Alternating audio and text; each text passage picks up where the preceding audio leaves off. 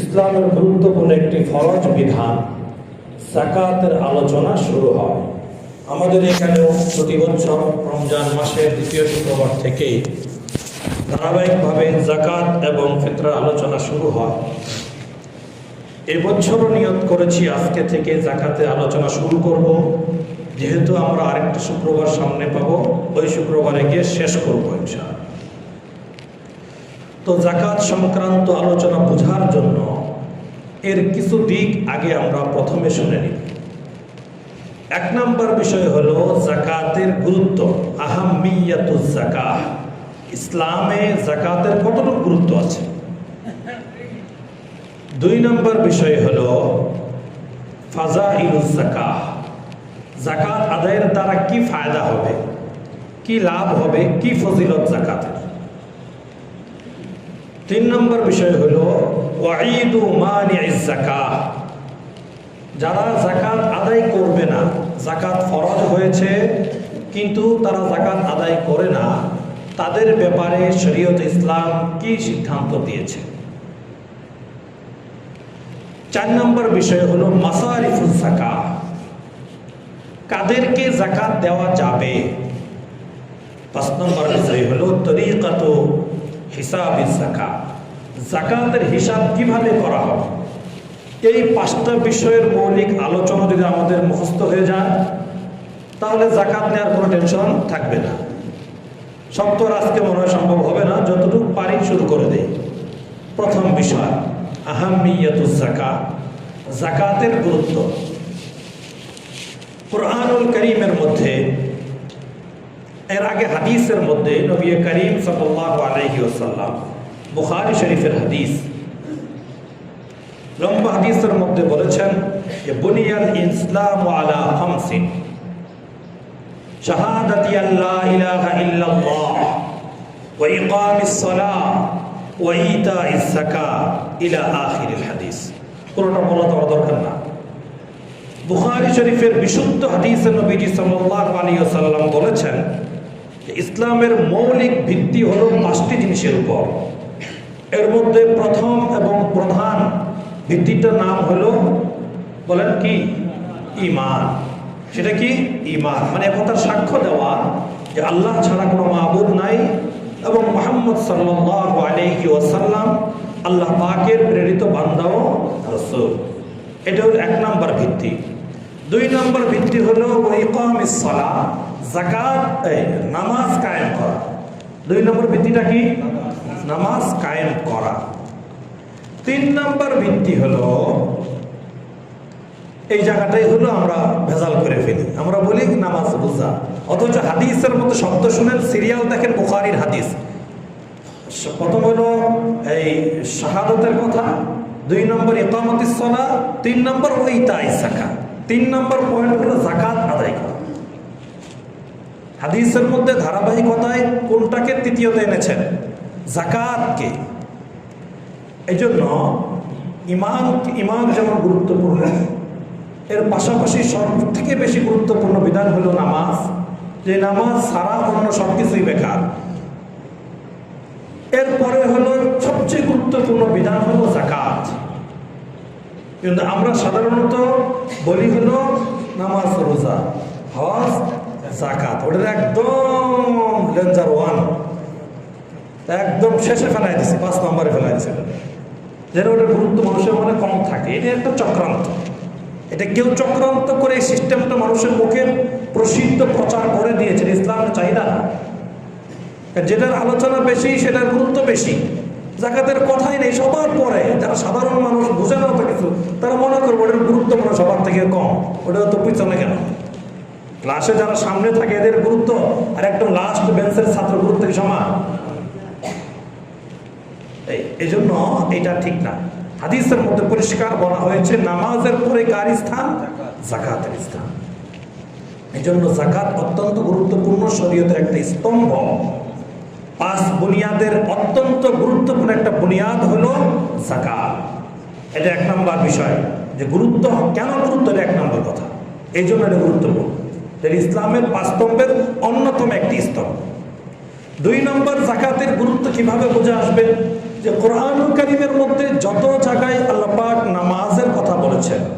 আকিমুস সালাতা ওয়া আতুজ যাকাত, ইকামিস সালাতি ওয়া ইতাইজ যাকাত, প্রায় 83 বা 83 জায়গায় নামাজের পাশাপাশি সরাসরি কোরআনে আল্লাহ পাক রব্বুল আলামিন যাকাতের কথা আলোচনা করেছেন। তাহলে কতটা গুরুত্বপূর্ণ! কোরআনের মধ্যে যেখানেই নামাজের কথা বলেছেন প্রায় 82 জায়গায় পাশাপাশি কার কথা বলেছেন? যাকাতের কথা বলেছেন। এছাড়া এক্সট্রা ভাবে আলাদা করেও প্রায় 30-এর আগে পড়ে যাকাতের কথা আল্লাহ পাক রব্বুল আলামিন বলেছেন। কাজে এটা কতটা গুরুত্বপূর্ণ, এটার ব্যাপারে আমাদের সব থেকে বেশি গাফলতি, এটার কোনো গুরুত্বই আমাদের মধ্যে নাই।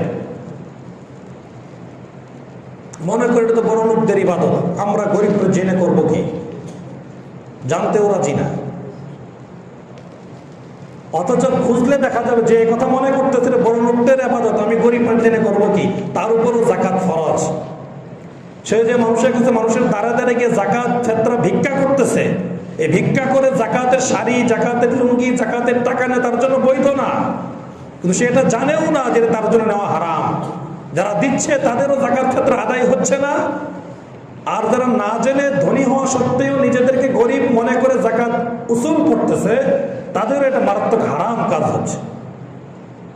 কি জানা দরকার আছে না নাই?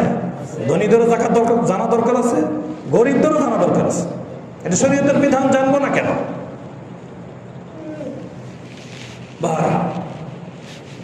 তো এত জায়গায় আল্লাহ পাক রব্বুল আলামিন নামাজের পাশাপাশি যাকাতের কথা বলেছেন, কাজে এটা জানা জরুরি। এরপরে গুরুত্বের আরেকটা দিক হলো যে পৃথিবীতে অর্থনৈতিক ভারসাম্য ঠিক রাখার জন্য এই যাকাতের বিধান আল্লাহ পাক রব্বুল আলামিন দিয়েছেন, ফরজ করে দিয়েছেন। কোরআনের মধ্যে আল্লাহ পাক রব্বুল আলামিন বলেছেন, কাইলা ইয়াকুনা দুলাতাম বাইনাল আগনিয়াই মিনকুম, যাতে করে সম্পদের পাহাড় যেন শুধু ধনী থেকে ধনীর হাতেই ঘোরাফেরা না করে। এজন্য আমি যাকাতের বিধান দিয়েছি, যাতে করে ধনীদের সম্পদ বছরে একবার হলেও হিসাব অনুযায়ী গরিবদের হাতে পৌঁছে। কাইলা ইয়াকুনা দুলাতাম বাইনাল আগনিয়াই মিনকুম, যাতে করে শুধু ধনীদের মাঝেই যাকাত ঘোরাফেরা না করে, এই সম্পদ ঘোরাফেরা না করে। এই জন্য অর্থনৈতিক ভারসাম্য রক্ষা করতে হলেও যাকাতের বিধান পুঙ্খানুপুঙ্খানুভাবে পালন করা জরুরি। একই শহরে একজন থাকবে 5 তলায়, আরেকজন থাকবে 5 তলায়, এটা ইসলাম চায় না। সমন্বত থাকতে হবে। যদি সে নিয়মিত যাকাত প্রদান করে, তাহলে তার প্রতিবেশীর 5 তলা থাকবে না, তার কমপক্ষে টিন শেড হবে, তার কমপক্ষে হাফ বিল্ডিং হবে। বুঝে আসতেছে কথা?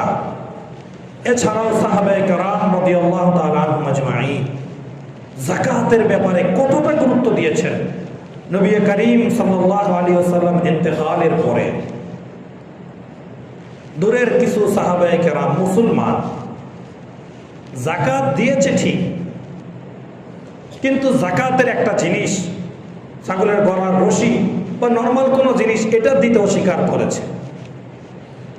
সামান্য অস্বীকার করার কারণে যাকাতের ব্যাপারে কিছুটা গাফলতি প্রকাশ হওয়ার কারণে ইসলামের সর্বপ্রথম খলিফা হযরতে আবু বকর সিদ্দিক রাদিয়াল্লাহু তাআলা আনহু, সবচেয়ে নরম দিলের সাহাবী, তিনি সব থেকে বেশি গরম হয়ে পরিষ্কারভাবে হুঙ্কার ছেড়ে দিলেন, ওয়াল্লাহি লা উকাতিলান্না মান ফাররাকা বাইনাস সালাতি ওয়াজ যাকাহ। সহিহ হাদিস। তিনি বলছেন, আল্লাহর শপথ করে বলি, আল্লাহর নামে কসম করে বলি, যদি কোনো ব্যক্তি আমার ক্ষমতা চলাকালীন অবস্থায় নামাজ আর যাকাতের মধ্যে কোনো পার্থক্য সৃষ্টি করে, তথা নামাজকে গুরুত্ব দিল, যাকাতের বিধানকে সে মূল্যায়ন করলো না, আমি মুসলমান হওয়া সত্ত্বেও তাদের বিরুদ্ধে জিহাদ ঘোষণা করে দিলাম। কতটা সত্য কথা! সমস্ত সাহাবায়ে কেরাম তার এই কথা মেনে নিয়েছিলেন। ওমর রাদিয়াল্লাহু তাআলা আনহু শুরুর দিকে কিছুটা একটু বুঝতে অস্পষ্ট হচ্ছিল, পরবর্তীতে যখন তিনি শক্তভাবে বলেছেন, তিনিও বুঝেছেন, হ্যাঁ, আবু বকর রাদিয়াল্লাহু তাআলা যে সিদ্ধান্ত নিয়েছেন, যেটা বলেছেন, এটাই রাইট, এটাই বাস্তবায়ন। তাইলে যাকাতের ব্যাপারে গাফলতি করা, উদাসীন হওয়া, গুরুত্ব না দেওয়ার কি কোনো সুযোগ আছে? এই হলো কয়েকটা বিষয় আলোচনা, যে যাকাত কতটা গুরুত্বপূর্ণ ইসলামে, এটার এই কয়েকটা কথা শুনলেই যথেষ্ট। এরপরেও যাকাত না দিলে কি ভয়ঙ্কর শাস্তি হয়, যাকাত না দিলে কত কঠিন শাস্তির কথা কোরআন এবং হাদিস বর্ণিত হয়েছে, এগুলো দ্বারা বোঝা আছে যাকাত কতটা গুরুত্বপূর্ণ বিধান। বাহরা, এটা হলো 1 নম্বর পয়েন্ট গেল, যে আহমিয়াতুজ যাকাত, যাকাতের গুরুত্ব। 2 নম্বর পয়েন্ট আমরা আলোচনা করব ফাজাইলুজ যাকাত, যাকাত দিলে কি লাভ হয়, যাকাত দিলে কি লাভ হয় এটাও জানবে। একে হলো বিধান, বিধান পালন করার পাশাপাশি শুধু যে আমার কাছে 10টা টাকা পাই দিয়ে দিলাম, এটার কোনো লাভ আছে? আমার বাহ্যিক তো কোনো লাভ নাই, কিন্তু এটা তো একটা বিধান শরীয়তের, যে যেমন নামাজ পড়া একটা বিধান, রোজা রাখা বিধান, যাকাত দেওয়া বিধান। এই বিধান পালন করলাম, আল্লাহ তাই দেওয়া একটা অর্ডার আমি বাস্তবায়ন করে দেওয়ার পাশে এতটুকু হওয়ার কথা ছিল। কিন্তু না, এর পাশাপাশি কোরআন হাদিসের মধ্যে যাকাত আদায় করলে অসংখ্য ফজিলতের কথা আলোচনা হয়েছে। এর মধ্যে থেকে কয়েকটা আমরা শুনি। আল্লাহু আকবার। 1 নম্বর যে ফজিলতের কথা কোরআনে বর্ণিত হয়েছে যাকাতের, আল্লাহ পাক রব্বুল আলামিন সূরা বাকারার মধ্যে বলেন, ইয়ামহাকুল্লাহুর রিবা ওয়া ইউরবিস সাদাকাত। ইয়ামহাকুল্লাহুর রিবা ওয়া ইউরবিস সাদাকাত, যারা যাকাত সদকা আদায় করবে তাদের মাল বৃদ্ধি পাবে, আর যারা সুদি কারবারের সঙ্গে জড়িত হবে তাদের সম্পদ কমে যাবে। এটা কোরআনের কথা, এখানে সন্দেহ করলে ঈমান থাকবে? সরাসরি কোরআনের আয়াত, সূরা বাকারা 3 নম্বর পারা। ইয়ামহাকুল্লাহুর রিবা ওয়া ইউরবিস সাদাকাত। রিবা মানে সুদ, ইয়ামহাকু মানে মূল উৎপাটন করা। একটা গাছ আপনি গোড়া থেকে ভেঙে দিলেন অথবা কেটে দিলেন, কিছুদিন পরে বা বৃষ্টির সিজনে বা যখন নতুন পাতা গজায় গাছের, ওই গুড়ি থেকে আবার কি বের হবে? কুশি বের হবে না? ওখান থেকে চিকন চিকন অনেক ডালপালা ছাড়বে না? কেন? ওটা সমূলে শেষ হয় নাই, এই জন্য সেখান থেকে আবারও এক সময় কিছু না কিছু গাছপালা বের হবে। আরেকটা হলো কোনো একটা গাছ অনেক বড় না ছোট, আপনি একবার আস্তে আস্তে আস্তে এমনভাবে টান দিলেন, একবারে তার সকল শিকড় সহ ওর পুরা গোষ্ঠী সেখান থেকে উপড়ে ফেলে দিলেন, ওখানে আর কোনোদিন গাছ হবে? ওই গাছটা হবে? আর ইমহাক শব্দের অর্থ হলো মূলোৎপাটন করা, একেবারে শিকড় সহ সমূলে নিঃশেষ করে দেওয়া, এটার নাম হলো ইমহাক।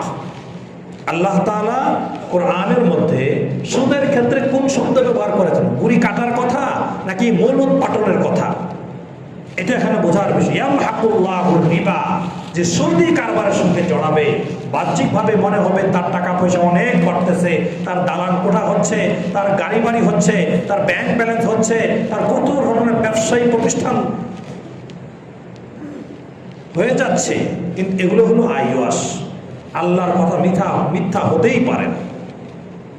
এগুলোর পিছনে একসময় এমন আসবে সে জিরুতে পরিণত হবে, কিচ্ছু থাকবে না। সুদের মাধ্যমে যত পয়সা উপার্জন করবে, যত অনেক সম্পদ দৃষ্টিগোচর হবে, আল্লাহ পাকের এই আয়াত যদি সত্য হয়ে থাকে, এক সময় তার সমস্ত সুদী সম্পদ শেষ হয়ে যাবে, কিচ্ছু থাকবে না।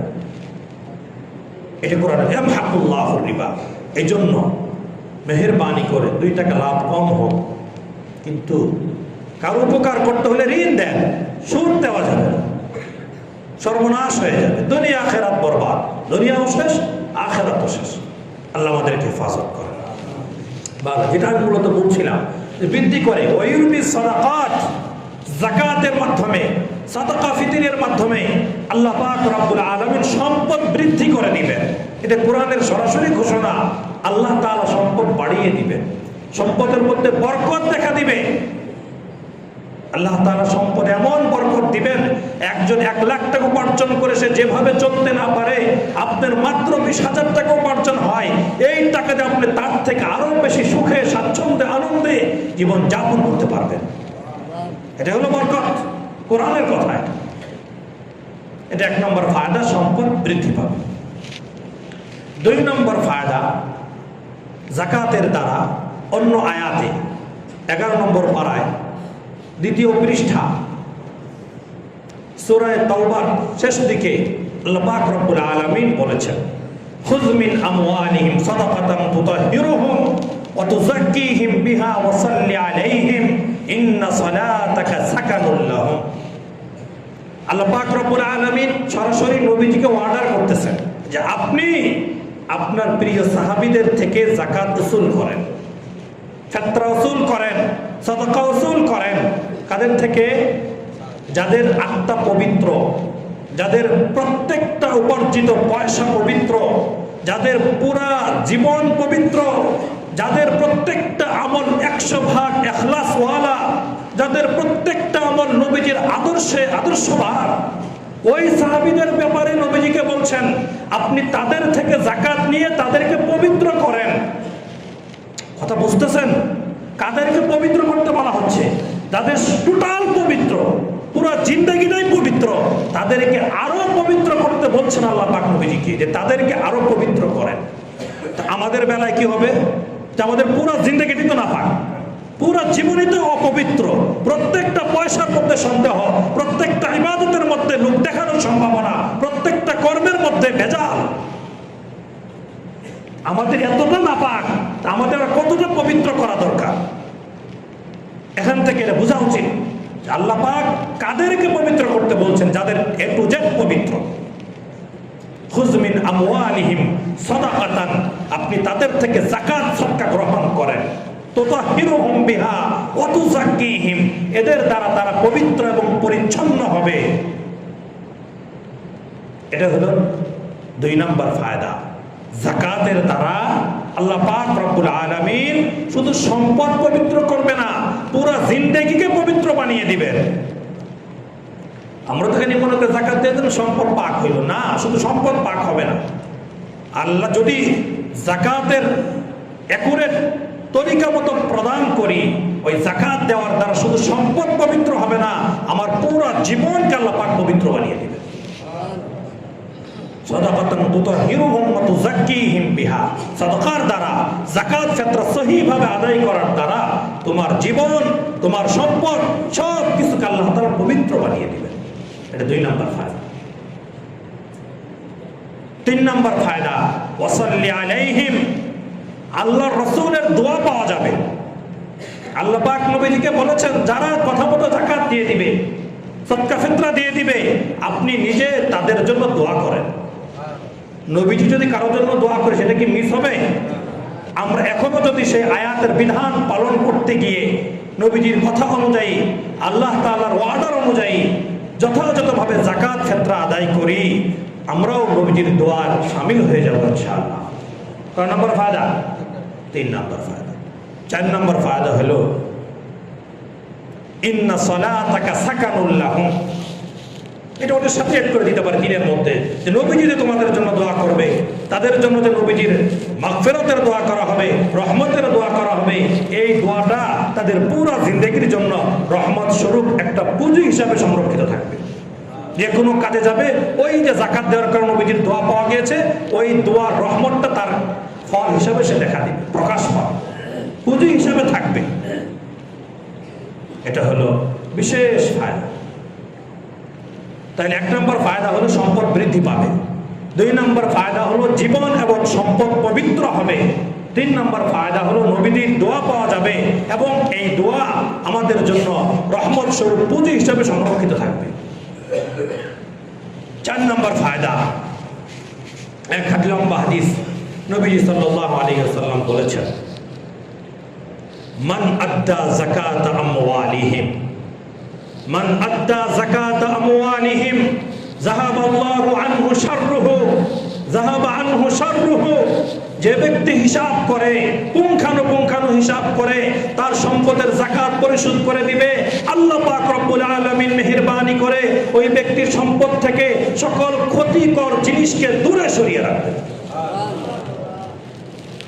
শাররুহু মানে ক্ষতি, কষ্ট, ভেজাল, অনিষ্টতা, সম্পদ নষ্ট হওয়া থেকে আল্লাহ তার সম্পদকে হেফাজত করে।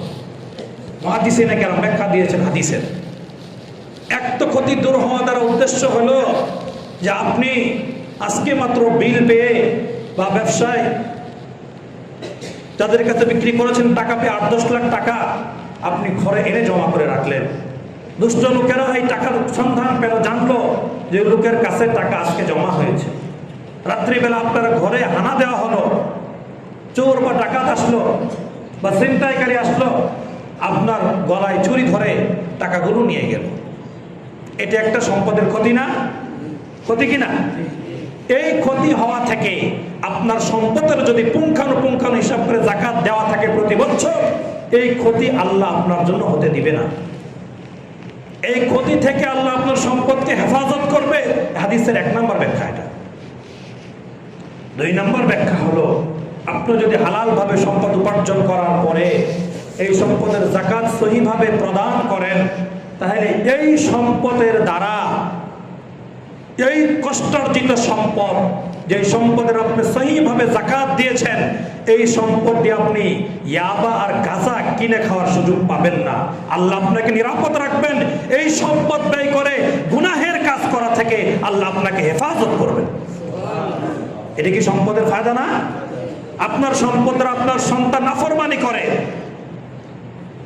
আল্লাহর বিরুদ্ধে চলে, ইসলামের বিরুদ্ধে চলে, আপনার কষ্টার্জিত সম্পদ নিয়ে নিয়ে আপনার ছেলে মেয়েরা উল্টা সিধা চলে, অন্যায় কাজে ব্যয় করে।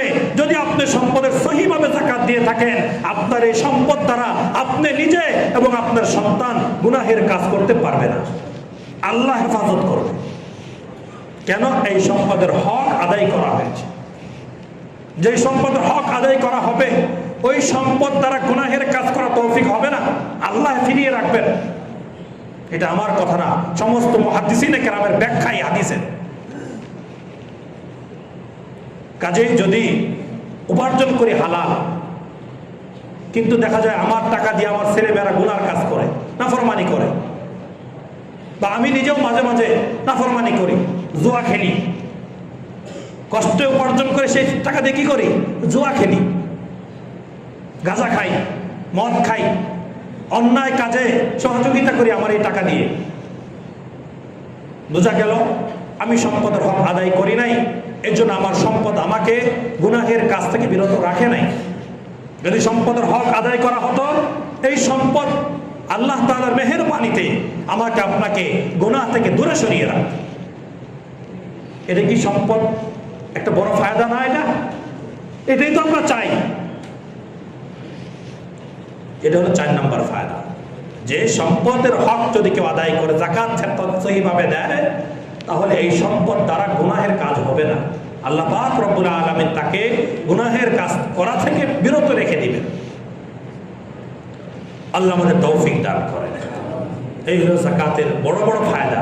আরো অনেক ফায়দা, এগুলো হলো বড় বড় ফায়দা। আরেকটা ফায়দা হলো সূরা মুমিনুন 18 পারায় আল্লাহ পাক রব্বুল আলামিন জান্নাতুল ফিরদাউস যারা পাবে তাদের কিছু গুণাবলীর কথা বলেছেন। মোটামুটি 7টা গুণের কথা বলেছেন। এই গুণগুলো যারা হাসিল করতে পারবে, আল্লাহ তাদেরকে জান্নাতুল ফিরদাউস নসিব করবে। ওই 8টা গুণের মধ্যে একটা বিশেষ গুণ হলো অহুম লিযাকাতি ফাইলুন ক্বাদ আফলাহাল মুমিনুন।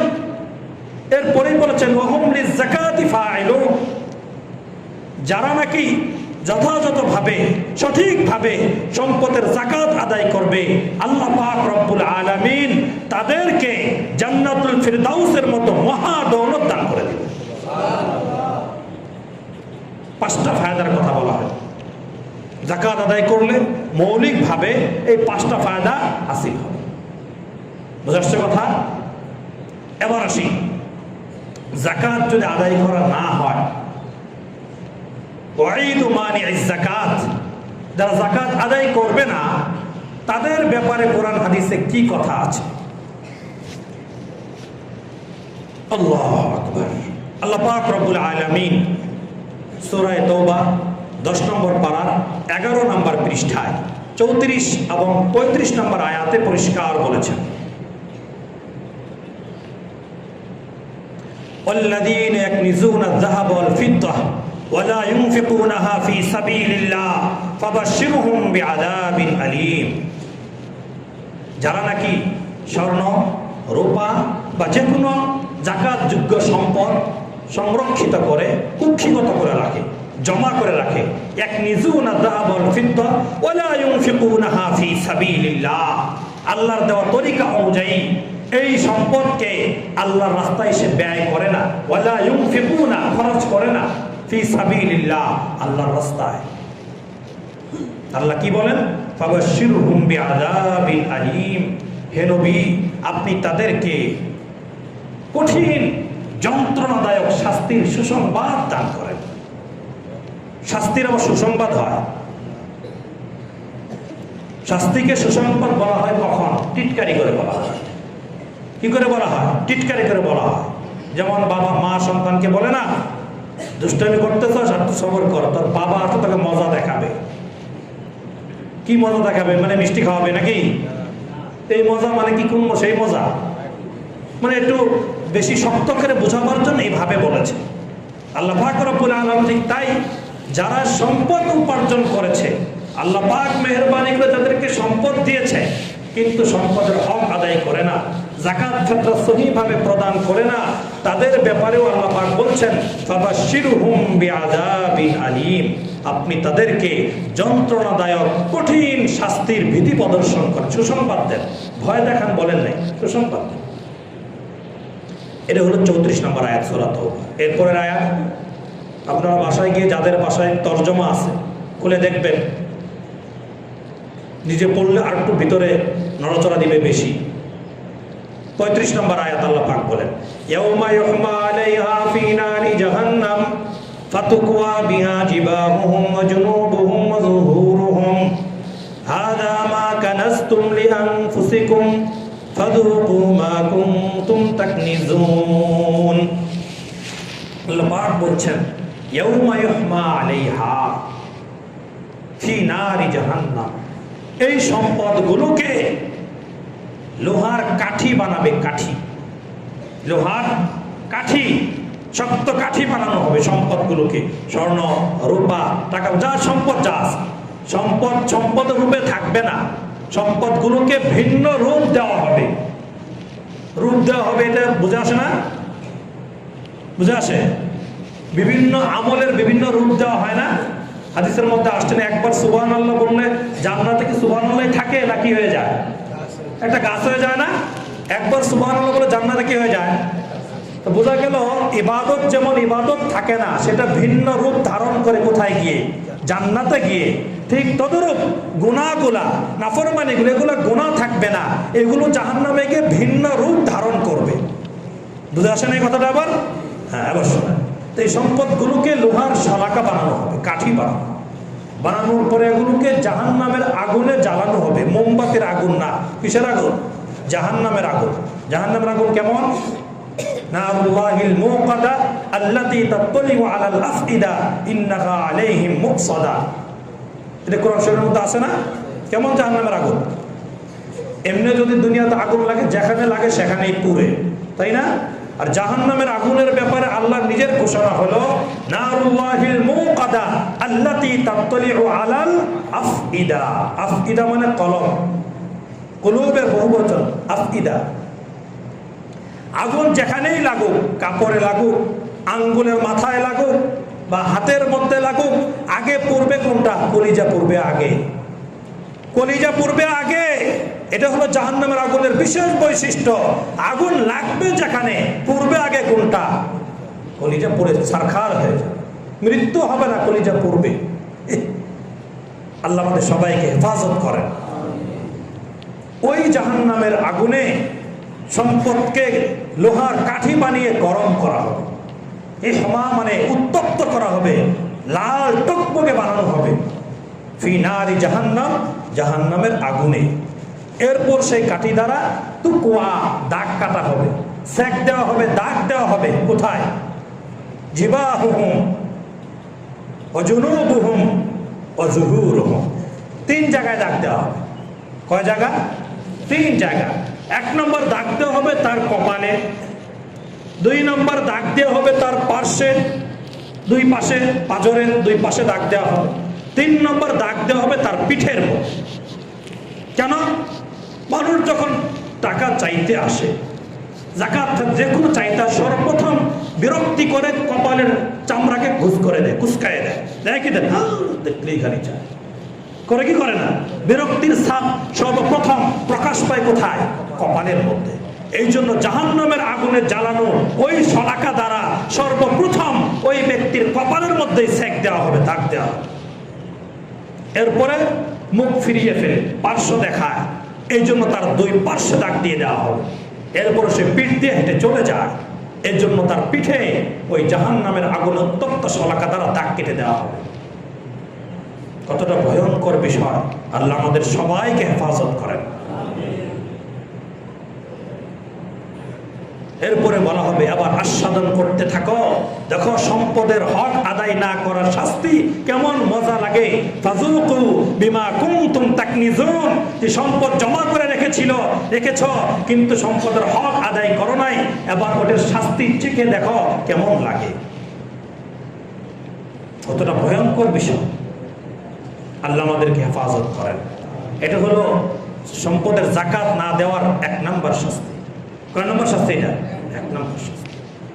2 নম্বর শাস্তি হলো বুখারী শরীফের হাদিস, নবী করিম সাল্লাল্লাহু আলাইহি ওয়াসাল্লাম বলেছেন, মান আতাহুল্লাহু মালান ওয়া লাম ইউআদ্দি যাকাতাহু মুসিলা লাহু ইয়াওমাল কিয়ামাতি শুজাআন আকরা লাহু যাবিবাতান। আল্লাহ পাক যাকে সম্পদ দিয়েছিলেন, সম্পদকে আমি আপনি উপার্জন করেছি নাকি আল্লাহ দিয়েছেন? এমন অনেক মূর্খ লোক নাই যে নিজের নামটা ঠিকভাবে লিখতে পারে না, কিন্তু অনেক শিক্ষিত মানুষের থেকে তার সম্পদ বেশি। অনেক শিক্ষিত মানুষ এমন আছে, অনেক শিক্ষা, অনেক ডিগ্রি, উঁচা লম্বা, দেখতে সুন্দর, সবকিছুই আছে, কিন্তু সম্পদ নাই, অভাবে কষ্ট করে নাই, এরকম মানুষ। তার মানে বোঝা গেল যোগ্যতা বলে সম্পদ হাসিল করা যায় না, আল্লাহ যাকে দেন সেই সম্পদের মালিক হয়। আল্লাহ বলছেন, নবীজি শোনাচ্ছেন আমাদেরকে যে মান আতাহুল্লাহু মালান, বুখারীর হাদিস, যেখানে সন্দেহ করার কোনো সুযোগ নাই। মান আতাহুল্লাহু মালান, আল্লাহ যাকে সম্পদ দিয়েছেন, ওয়ালাম ইউআদ্দি যাকাতাহু, কিন্তু সে তার সম্পদের হক আদায় করে নাই, যাকাত ছাত্রা দেয় নাই। নবীজি বলেন, মুসিলা লাহু ইয়াউমাল কিয়ামাতি শুজাআন আকরা, কিয়ামতের দিন তার এই সম্পদগুলোকে ওই লোহার কাঠি না, বিষধর সাপের রূপ দেওয়া হবে। কিসের রূপ? সাপ, সাপের আকৃতি দেওয়া হবে। টাক মাথা সাপ, যেই সাপের মাথায় অতিরিক্ত বিষ হওয়ার কারণে মাথার উপর কোনো কেশ থাকবে না, চুল থাকবে না, চিলচিল করতে থাকবে অতিরিক্ত বিষের কারণে। লাহু যাবিবাতান, তার মাথার 2 পাশে কালো তিলক দেওয়া থাকবে, সবগুলি অতিরিক্ত বিষধরের নমুনা। এরপরে এটাকে তার গলার মধ্যে পেঁচিয়ে দেওয়া হবে।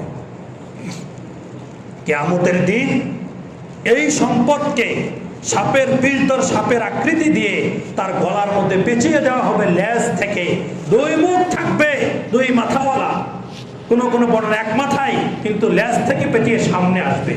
এরপর তার 2 চোয়ালের মধ্যে অনবরত দংশন করতে থাকবে আর বলবে, আনা মালুকা আনা কানজুকা, আমি তোমার ওই গচ্ছিত সম্পদ, আমি তোমার সেই গচ্ছিত মাল, যেটাকে তুমি শুধু গণনা করেছ আর জমা করেছ, প্রতিদিন গণনা করেছ আর জমা করেছ, কিন্তু সম্পদের হক আদায় করো নাই। আজকে এটা সাদা স্মরণ করো, আমি সেই সম্পদ। অনেক সহজ কথা, তাই না? এগুলোকে মিছা কথা? একদম সহিহ কোরআন হাদিসের কথা, আমি শুধু অনুবাদ করে শোনাচ্ছি। এজন্য যদি আল্লাহর প্রতি বিশ্বাস থাকে, কোরআন হাদিসের প্রতি বিশ্বাস থাকে, এমন ব্যক্তিরা কখনোই যাকাত ক্ষেত্র নিয়ে তালবাহানা করতে পারে না, লামসাম বুঝ দিতে পারে না। প্রতি বছরই যাকাতের আলোচনা করা হয়, দেখা যায় হাতে গোনা 8-10 জন মানুষ জিজ্ঞাসা করে, হয়তো অন্য কাউকে জিজ্ঞাসা করে আমি বিশ্বাস রাখি। নামাজের যে কোনো সমস্যা হলে জিজ্ঞাসা করতে হয়, নামাজের থেকে তো বেশি জটিল হলো যাকাতের মাসালা, এটা নিজেরাই কিভাবে বুঝে ফেলি, জিজ্ঞাসা করার কোনো প্রয়োজনও হয় না। বোঝা গেল এটার গুরুত্ব নাই, মনে করি কিছু দিয়ে দিলেই হয়ে গেল। না, কিছু দিয়ে দিলে হবে না, প্রত্যেকের সম্পদ হিসাব করতে হবে যে আমার যাকাত আমার উপর ফরজ হয়েছে কিনা। আরো অনেক ক্ষতি। জাকাত না দিলে বড় বড় দুইটা ক্ষতির কথা বলা হয়, একটা কোরআন থেকে বললাম, আরেকটা হাদিস থেকে বললাম। 3 নম্বর ক্ষতি হলো জাকাত যদি কেউ না দেয় তার সম্পদের হেফাজত হবে না, অটোমেটিক কোনো না কোনো দুর্ঘটনায় তার সম্পদ নষ্ট হয়ে যাবে। কোনো না কোনো দুর্ঘটনায়, মারাত্মক কোনো রোগের কারণে অথবা কোনো দুর্ঘটনার কারণে তার সম্পদ তার হাতছাড়া হয়ে সম্পদ তার হাতে থাকবে না। এটা হাদিসের কথা, নবীজি বলেছেন সম্পদ তার হাতে থাকবে না, চলে যাবে। এজন্য সম্পদ যদি হেফাজত করতে চাই, যদি সম্পদ দুনিয়া আখেরাতে আমার কাজে আসে এটা চাই, তাহলে পুঙ্খানুপুঙ্খানু হিসাব করে সম্পদের জাকাত দেওয়া জরুরি। জাকাতের জন্য নামাজ যেমন প্রত্যেক ব্যক্তির উপর ফরজ, পুরুষের উপর যেমন ফরজ, নারীর উপরেও ফরজ, ঠিক তদরূপ জাকাত পুরুষের উপরেও ফরজ, নারীর উপরেও ফরজ। একজন দিয়ে দিলে আরেকজন দায় মুক্তি হবে না। প্রত্যেকের নেশাব আলাদাভাবে হিসাব করতে হবে। কাদেরকে জাকাত দেওয়া যায় এটা আমরা পরে বলি, আগে এটা শুনি যে জাকাত হিসাব করা তরিকাটা কি। আজকে বিস্তারিত বলবো না, শুধু মৌলিক কথাটা বলবো।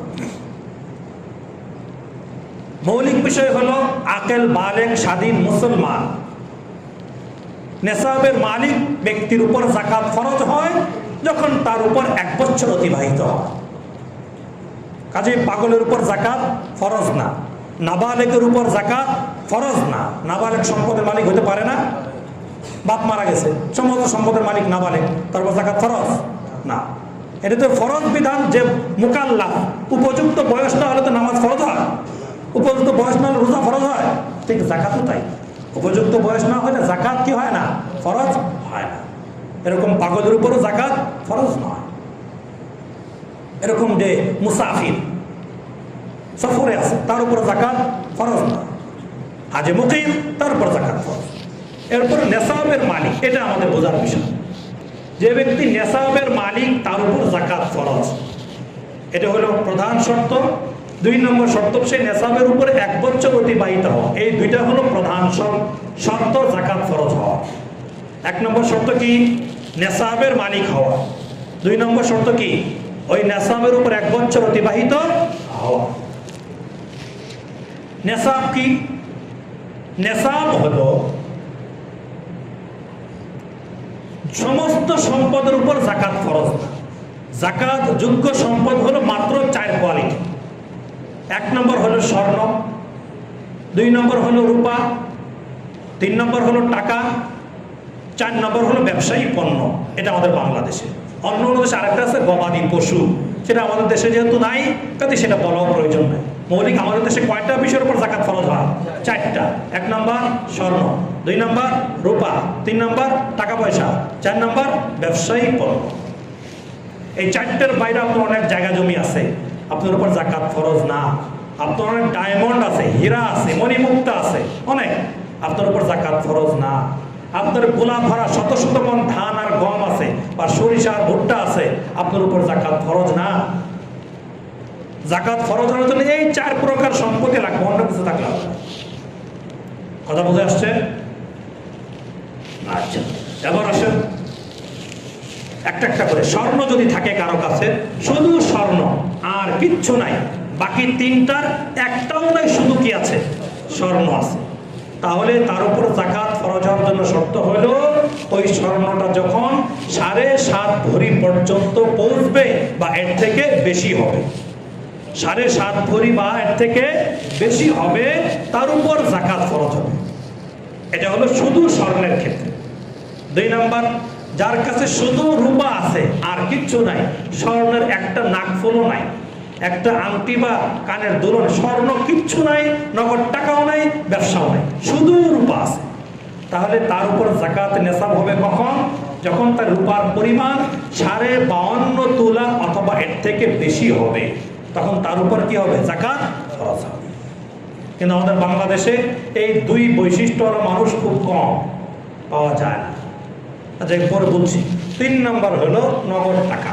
এই নগদ টাকা বলতে যেই টাকাটা আপনার পকেটে আছে, মানি ব্যাগে আছে, অথবা ট্যাঙ্কে আছে, অথবা ব্যাংকে কোনো এক অ্যাকাউন্টে ডিপোজিট করা আছে, যে কোনো অ্যাকাউন্টে হতে পারে, আপনার নামে সেটা আছে ব্যাংকে, যে ব্যাংকেই হোক, যেই নামেই হোক, বিমা হোক, বিমা যে কোনো নাম, ব্যাংকে যে কোনো নামে আপনার টাকা দিয়ে জমা থাকে, অথবা বিমার নামে যে প্রতিষ্ঠানগুলো আছে ওগুলোর মধ্যে যদি কারো টাকা পয়সা জমা থাকে ওগুলো আপনার টাকা। অথবা আপনি কাউকে ঋণ দিয়েছেন, আপনি তার থেকে টাকা পাবেন, অথবা মাল বিক্রি করেছেন তার থেকে টাকা পাবেন, অথবা বাড়ি ভাড়া দিয়েছেন ওখান থেকে বাড়ি ভাড়া আপনি অচিরেই পেয়ে যাবেন, সবই আপনার টাকা। অথবা কোনো দোকান বা বাড়ির জন্য সিকিউরিটি মানি দিয়েছেন, অ্যাডভান্স করেছেন, যে অ্যাডভান্সটা করেছেন হলে এই নিয়তে যে এক সময় আপনি যদি বাড়ি ছেড়ে দেন বা দোকান ছেড়ে দেন টাকাটা আপনি ফেরত পাবেন। এই সবগুলোর মালিক আপনি, নগদ টাকার মতো এগুলো। আরো যত স্রোত হইতে পারে এগুলো মৌলিক স্রোত, সবগুলো কি নগদ টাকার অন্তর্ভুক্ত। নগদ টাকা বলতে শুধু এটা না যে আমার হাতে আছে, আপনার এখন হাতে নাই, কিন্তু আপনি এক মাস বা 6 মাস পরে আপনি বিশাল অঙ্ক টাকা পেয়ে যাবেন, আপনি পাওনা আছে আপনি জানেন, ওইটাও আপনার নগদ টাকার অন্তর্ভুক্ত। হাতে যদি নাও থাকে তবু কারো থেকে ঋণ করে যাকাত দিতে হবে। বুঝতেছেন কথা? এটা হলো নগদ টাকার মাসআলা। 4 নম্বর হলো ব্যবসায়ী পণ্য। ব্যবসায়ী পণ্যর ক্ষেত্রে বিষয় হলো যে জিনিসটা ব্যবসার নিয়তে ক্রয় করা হয়েছে ওই জিনিসটা এই 4 প্রকার সম্পদের ভিতরে থাকুক বা এগুলোর বাহিরে হোক। বুঝতেছেন কথা? এই 4-এর ভিতরে হোক বা বাহিরে। যেমন গম থাকলে কি যাকাত ফরজ হয়?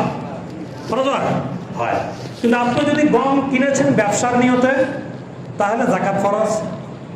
চাউলের উপর যাকাত ফরজ না, কিন্তু আপনি 100 টন চাউল কিনে গুদামজাত করেছেন, আপনি বিক্রি করার নিয়তে বিক্রি করবেন, ব্যবসা করবেন, তাহলে ওই চাউলের মূল্যের উপর যাকাত ফরজ। কাপড়ের উপর যাকাত ফরজ হয়। কিন্তু আপনি মনে করেন শত শত গজ কাপড় কিনে রেখেছেন, কেন? যে এটা বিক্রি করবেন, তাই এগুলোর মূল্যের উপর যাকাত ফরজ। শুধু তাই না, আপনি ওষুধের দোকান করেন, আপনার দোকানে ঔষধ কিনেছেন, 1000 টাকার ঔষধ আছে, যাকাত হিসাব করার জন্য মোট কত টাকার ঔষধ আছে এবারে তো সেটা হিসাব করে সেটার মূল্যের উপরও যাকাত দিতে হবে। আপনি ইটখনা চালান, ইটের বানানোর জন্য কাঁচা মাটি কিনেছেন, কয়লা কিনেছেন, তারপরে আরো কি কি লাগে না, এই আইটেমগুলো কিনেছেন, কেন? এগুলো দ্বারা বালু কিনেছেন, এগুলো তো ইট বানিয়ে বিক্রি করবেন, তাইলে বালু আর কাঁচা মাটি কিনেছেন কি জন্য? বিক্রি করার নিয়তে, এগুলো যাকাত দিতে হবে। অথবা ইট বানিয়ে পুড়িয়ে স্টক করে রেখেছেন, কি করার জন্য? ঘর দিবেন না বিক্রি করবেন? বিক্রি করবেন, কাজে সেগুলো যাকাত দিতে হবে। আপনি ডায়মন্ড কিনেছেন, হীরা কিনেছেন, অনেক আংটি আছে 5 আঙ্গুলে 5টা, বা ঘরে অলংকার আছে, বা বিভিন্ন জিনিস সাজিয়ে রেখেছেন সুকাচের মধ্যে, যেগুলো স্বর্ণ রূপা না, অন্য জিনিসের, এগুলোর উপর যাকাত নাই। কিন্তু আপনি কিনে রেখেছেন কেন? ডায়মন্ডের ব্যবসা করে না, এগুলো কিনেছেন দাম বাড়লে বিক্রি করে দিবেন, তাহলে ওই ডায়মন্ডের উপরও যাকাত আসবে। বুঝা যাচ্ছে কথা? এই হলো ব্যবসায়ী পণ্য দ্বারা উদ্দেশ্য। মুদির দোকান, আপনি প্রতিদিন যে মালগুলা কিনতেছেন, যেদিন যাকাতের হিসাব করবেন সেদিন ওগুলোর মূল্য হিসাব করে ওগুলোর যাকাত। আলু কিনেছেন বিক্রি করার জন্য, আলু, সেই আলুর দামেরও যাকাত দিতে হবে। কিনে খাওয়ার জন্য কিনে নাই, কেন কিনেছেন? বিক্রি করবেন।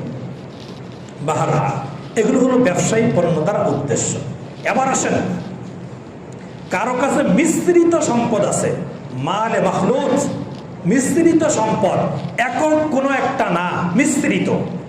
কিছু স্বর্ণ আছে, বা কিছু রূপা আছে, বা সাথে কিছু নগদ টাকা আছে, বা ব্যবসায়ী পণ্য আছে, তাহলে তখন আর এগুলোর কোনো একটা নেশাব ধরা যাবে না, তখন সব কিছুর মূল্য বের করতে হবে।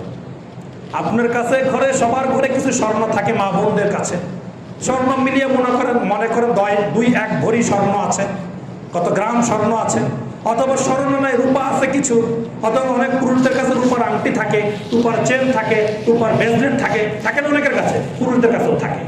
যদি এরকম থাকে তাহলে ওই রূপার মূল্য এবং সাথে কিছু নগদ টাকা, নগদ টাকার যে সুরতগুলা বললাম, এইভাবে যদি থাকে তাহলে সব কিছুর মূল্য হিসাব করতে হবে। মূল্য হিসাব করার পরে 52 ভরি রূপার মূল্য যত হয় ওই পরিমাণ যদি আপনার সম্পদের পরিমাণ পৌঁছে যায় তাহলেও আপনার উপর যাকাত ফরজ। মনে করেন আপনার কাছে নগদ টাকা নাই, এই নগদ টাকাও নাই, সোনার উপাও নেই, কিন্তু আপনার কাছে ব্যবসায়ী পণ্য আছে। ব্যবসায়ী পণ্য কি? আপনি জমির ব্যবসা করেন, আপনি জমি কিনেন আর বিক্রি করেন, আপনি যে জমিটা ক্রয় করেছেন বিক্রি করার নিয়তে ওই জমির মূল্যের উপরেও যাকাত দিতে হবে। এখন জমির মূল্য কত হলে জাকাত দিবেন ওইটা নির্ধারিত হবে কিসের মাধ্যমে? 52.5 তোলা রূপার মূল্যের মাধ্যমে। এবছর 2027 সালে 52.5 তোলা রূপার মূল্য কত হবে ইসলামিক ফাউন্ডেশন এখনো চূড়ান্ত হিসাব দেয়নি। তবে আমি আসার আগে গুগলে সার্চ দিয়ে দেখেছি এবং বাংলাদেশের বড় বড় ফতোয়া বিভাগ, জামিয়া রহমানিয়া, আকবর কমপ্লেক্স, মার্কাজ দাওয়া এবং যশোর খুলনার বিভিন্ন বড় বড় ফতোয়া বিভাগ থেকে তারা যে পরিমাণ নির্ধারণ করেছে সেটা হলো 2,30,000-এর আগে পড়ে। 2,30,000। গত বছর ছিল 95,000 টাকা, এবার হয়ে গেছে কত? 2 লক্ষ পার হয়ে গেছে। কেন?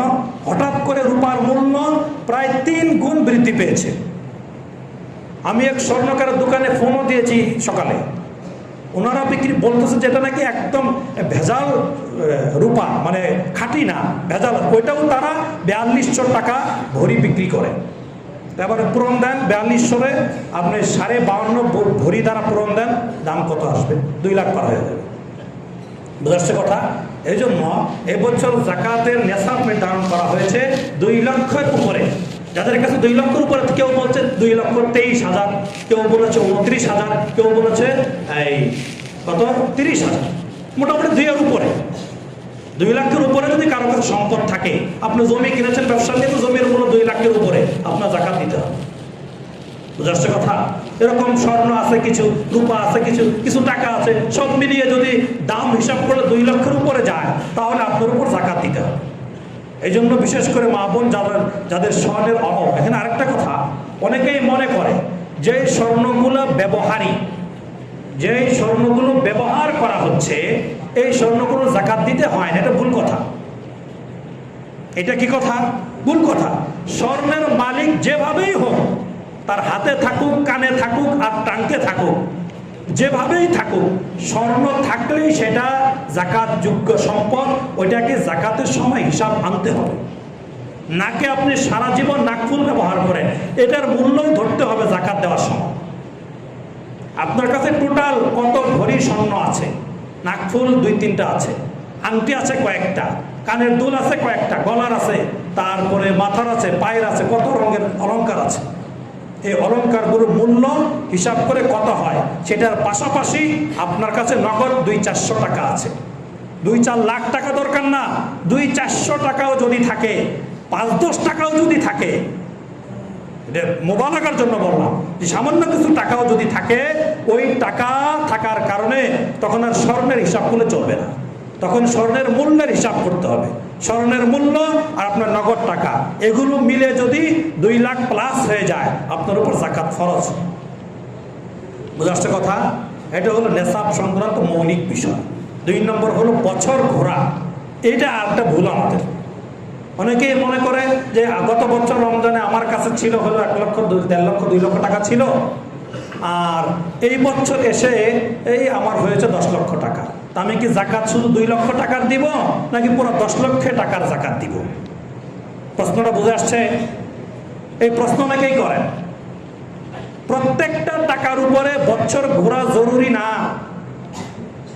আপনি যে বছর নেশাবের মালিক হলেন, যে বছর যে অঙ্ক নির্ধারণ করা হয় নেশাবের জন্য, যে বছর আপনি নেশাবের মালিক হলেন, ওই বছর থেকে নিয়ে পরবর্তী বছরের ওই দিন পর্যন্ত আপনার কাছে যত টাকা আসবে, ওই আগের টাকাই জরুরি না, সমুদয় টাকার হিসাব করতে হবে। আগে ছিল 2 লক্ষ টাকা আপনার কাছে, মাত্র 1 বছর পর আপনার কাছে হয়েছে 50 লক্ষ টাকা। আপনি বলবেন বাকি 48 লক্ষ টাকার উপর তো বছর পূর্ণ হয়নি, এ কথা বলা যাবে না। ধরে নেওয়া হবে সব টাকার উপর বছর পূর্ণ হয়েছে। বুঝে আসছে কথা?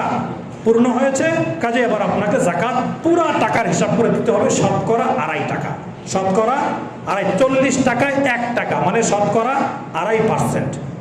100 টাকায় 2.5 টাকা, 1000 টাকা 250 টাকা, 1 লক্ষ টাকায় 2500 টাকা। বুঝে আসছে কথা? কাগজের মধ্যে আগে লিখতে হবে আপনার কি কি সম্পদ আছে, অ্যামাউন্ট লিখতে হবে, মূল্য লিখতে হবে। লেখার পরে শেষে যোগ দিয়ে টোটাল মূল্যের উপরে আপনি 2.5% দিয়ে হিসাব করবেন, যেটা বের হবে ওটাই আপনার জাকাত দিতে হবে। বুঝে আসছে কথা? এটা হলো জাকাত হিসেব করার মৌলিক মাসালা। সর্বশেষ যেটা বলবো, জাকাত কাদেরকে দেওয়া যাবে?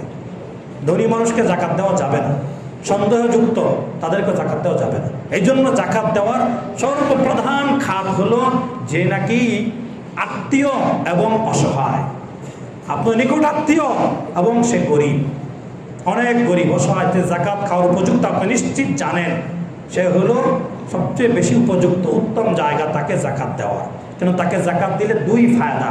এক হলো তাকে জাকাত দিলেন এই সব তো পাবেনি, আরেকটা ফায়দা হলো যে আত্মীয়তার সম্পর্ক রক্ষা হলো। তাকে দেওয়ার সময় জাকাতের নাম না বলে হাদিয়া বলে দেন, মনে মনে নিয়ত থাকুক জাকাত, তাহলেও হবে। জাকাত শব্দ তাকে শোনানোর প্রয়োজন নেই, সে কষ্ট পাবে। বুঝাচ্ছে কথা? এরপরে সবচেয়ে উত্তম খাত হলো ওলামায়ে কেরাম যেটা বলেন সেটা হলো যেই সকল ওয়াকফ মাদ্রাসায় লিল্লাহ বোর্ডিং আছে, যে সকল মাদ্রাসায় লিল্লাহ বোর্ডিং চলে, গরিব অসহায় ছাত্ররা মাদ্রাসায় টাকা দিয়ে পড়তে পারে না, জাকাত ছাত্রার টাকা খেয়ে যারা পড়াশোনা করে, ওদেরকে দিলে সবচেয়ে বেশি উত্তম হবে। এখানে তিনটা ফায়দা। কেন? আপনি যাদেরকে জাকাতের উপযুক্ত মনে করে জাকাত দিচ্ছেন, আপনি তো নিশ্চিত না সে জাকাতের উপযুক্ত কিনা। সে যদি জাকাত খাওয়ার উপযুক্ত না হয়ে থাকে, আপনার জাকাত আদায় হয় নাই। জাকাত দেওয়া যেমন ফরজ, উপযুক্ত খাতে দেওয়াটাও ফরজ। আপনি যদি নিশ্চিত হয়ে না দেন, মনে করে ধারণা করে দিলেন ওকে গরিব মানুষ চলতে পারে তাকে দিয়ে দিলাম, আপনার জাকাত আদায় হবে না। মুশকিল কিনা? আর যদি মাদ্রাসাগুলিতে দেওয়া হয়, যে সকল মাদ্রাসা গোলামান অসহায় গরিব মানুষ, গরিব মিসকিন পড়াশোনা করে জাকাত ছাত্রা খেয়ে, নিশ্চিত যারা গরিব ওখানে দিলে জাকাত আদায় হয়ে যাবে 100 ভাগ রায়, এটা কোনো সন্দেহ নেই। কেন? আপনারা নিশ্চিত মাদ্রাসায় দেওয়া মানে সেটা গরিবদের পিছনেই ব্যয় হবে, ধনীদের পিছনে ব্যয় হবে না। মাদ্রাসাগুলোতে ভিন্ন ভিন্ন ফান্ড থাকে, একটা হলো জাকাত ছাত্রার ফান্ড, আরটা হলো সাধারণ ফান্ড, জেনারেল ফান্ড। যেই ফান্ড থেকে উস্তাদের বেতন দেওয়া হয়, যে ফান্ড থেকে মাদ্রাসা নির্মাণ কাজ করা হয়, ওই ফান্ডে দিলে জাকাত আদায় হবে না। ওই লিল্লাহ ফান্ড যেটা, যেখানে অসহায় ছাত্রদের পিছনে যে ফান্ড থেকে ব্যয় করা হয়, ওই ফান্ডে দিলে নিশ্চিত জাকাতটা আদায় হয়ে গেল। এই জন্য ওলামায়ে কেরাম বলতেছেন যে মাদ্রাসায় দিলে নিশ্চিত জাকাতটা আদায় হয়। আর রোডে ঘাটে গরিব মিসকিনকে দিলে সন্দেহ। এই রোডে ঘাটে গরিব আসলে কি ধনী না গরিব, না গরিবের ভান ধরছে, বুঝবেন কিভাবে? যদি সে তলে তলে ধনী হয়ে থাকে, তাদের জাকাতটা আদায় হবে না। এই হলো জাকাত সংক্রান্ত মৌলিক জরুরি কিছু মাসআলা। আরও কিছু মাসআলা আমরা আগামী জুমায় শুনবো ইনশাআল্লাহ। আর যাদের প্রয়োজন অনুভব, যাদের ভিতরে জাকাতের গুরুত্ব আসে, আমরা ইনশাআল্লাহ জিজ্ঞাসা করে যাকে মুনাসিব মনে হয়, আমাকে যদি মুনাসিব মনে আমাকে জিজ্ঞাসা করতে পারেন, ফোনে এক সরাসরি হোক, না হয় যাকে জিজ্ঞাসা করলে তৃপ্তি হবে, যে কোনো হাক্কানি আলেমকে মুফতিকে জিজ্ঞাসা করে জাকাতের মাসআলা হল করে নিব। আল্লাহ আমাদেরকে এই বিধানগুলো সহিভাবে আমল করে তৌফিক দান করেন। সকলেই বলি আমিন। সুন্নাত করি নাই, আমল 4 রাকাত সুন্নাত।